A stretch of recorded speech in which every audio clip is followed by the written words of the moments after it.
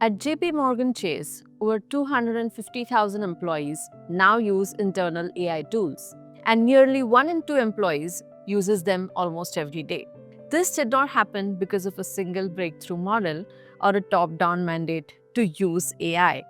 It happened because the organization treated AI as a socio-technical transformation, one that required deliberate choices around accountability, governance, culture, training, and trust. Their leadership recognized early that the hardest problem was not the intelligence of the models, but how those models were governed, connected, and responsibly embedded into the organization. The work of ensuring that human values are reflected in AI is not purely a technical challenge. It is a socio-technical challenge. And like all socio-technical challenges, it must be approached holistically through people, processes, and tools. This episode focuses on the organizational side of AI governance, accountability, responsibility, ethics, and leadership. When asked who is accountable for responsible AI outcomes, organizations often give three answers. No one, we don't use AI, everyone. All three answers indicate a governance failure. If no one is accountable, responsibility does not exist. If everyone is accountable, no one truly is. Responsible AI requires explicit ownership. Even when an AI agent acts autonomously, a human leader remains accountable.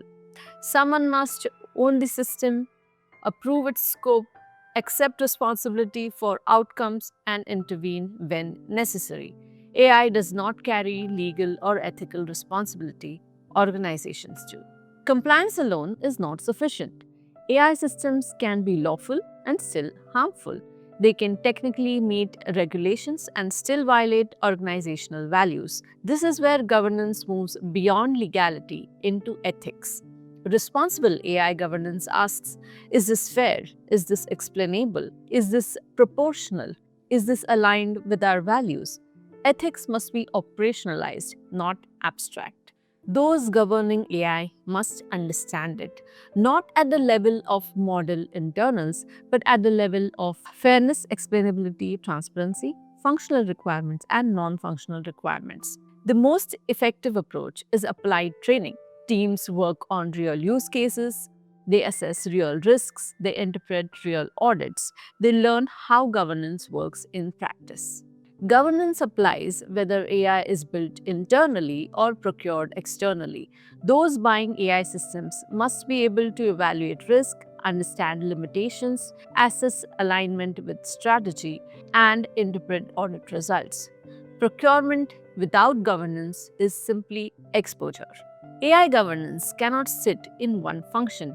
It requires collaboration across business leadership, IT and engineering, legal and compliance, security, HR and operations. Responsible AI emerges from coordination, not silos. Without a funded mandate, governance fails. Successful organizations appoint a responsible AI leader or function that has authority, has budget, has a seat at the table, and works across the organization. This role ensures that ethics and responsibility are embedded throughout the AI lifecycle, not added at the end. Trust is built gradually through transparency, predictability, visible guardrails, clear communication, and consistent outcomes. Employees trust AI when they understand how it behaves and how to intervene. Responsible AI governance is not about limiting innovation. It is about enabling sustainable innovation. Organizations that govern AI well will scale faster, adopt with confidence, earn employee trust, maintain public credibility.